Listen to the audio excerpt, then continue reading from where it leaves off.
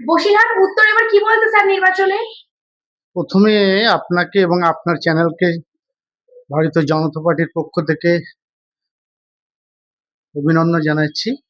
এবার বসিরহাট জনতা বলছে নিশ্চিন্তে চুপচাপ পদ্ম ফুলের ছাপ, কোনো কথা হবে না, মা বোনেরা সবাই একমত এবং বিপুল পরিমাণে আসন নিয়ে বিজেপি জিতছে।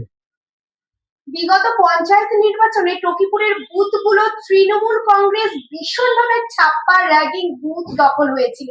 এ ব্যাপার এবারের নির্বাচনে সেটা কি বন্ধ করতে পারবেন আপনারা? অবশ্যই ম্যাম, গত পঞ্চায়েত ভোটে আমি ক্যান্ডিডেট ছিলাম, প্রত্যক্ষ আমি সাক্ষী। আমার পঞ্চায়েতের মধ্যে আমার বুথে এবং পাশাপাশি ৩ খানা বুথেই ব্যাপক পরিমাণে ছাপ্পা হয়েছিল। তো আশা করছি এবার সেটা হবে না এবং আমরা সবাই একসাথে লড়ে দেব এবং সরকার থেকে যথেষ্ট পরিমাণে আমাদেরকে হেল্প করছে, সাহায্য করছে। নিশ্চিন্তে আমরা এবার বিপুল পরিমাণে জিতব। আপনারা জিতে বা আপনার সরকার জিতে মানুষের জনকল্যাণের জন্য কি করতে চান? আমার সরকার জিতে ভারতীয় জনতা পার্টির লক্ষ্য কর্মসংস্থান।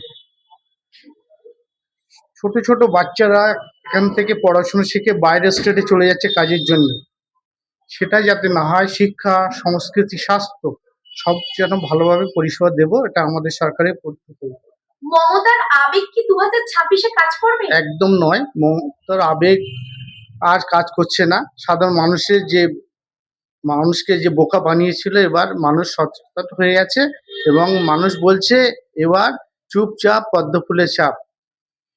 বিরোধী পক্ষ বলছে দিদি আর মোদি নাকি সেটিং আছে, আপনি কি বলবেন?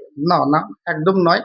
সাংবাদিক রুল অনুযায়ী ভারতবর্ষে এখন বর্তমান প্রধানমন্ত্রী অনেস্ট ম্যান, এবং উনি হচ্ছেন সবাইকে নিয়ে চলতে চান এবং উনি পরিকাঠামো অনুযায়ী এগোতে চান। যে যাই বলুক না কেন, ভারতবর্ষের প্রধানমন্ত্রী নরেন্দ্র দামোদর দাস মোদী, উনি অনেস্ট লোক এবং জেন্টলম্যান। উনি স্বচ্ছভাবে কাজ করবেন সবাইকে নিয়েই। ধন্যবাদ স্যার আপনাকে।